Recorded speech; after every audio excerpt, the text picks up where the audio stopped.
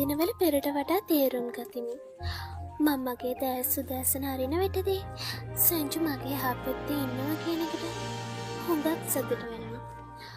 අපි වැඳලා අවුරුද්දක් වුණත් මට නම් තාම ඒක විශ්වාස කරන්නත් බෑ.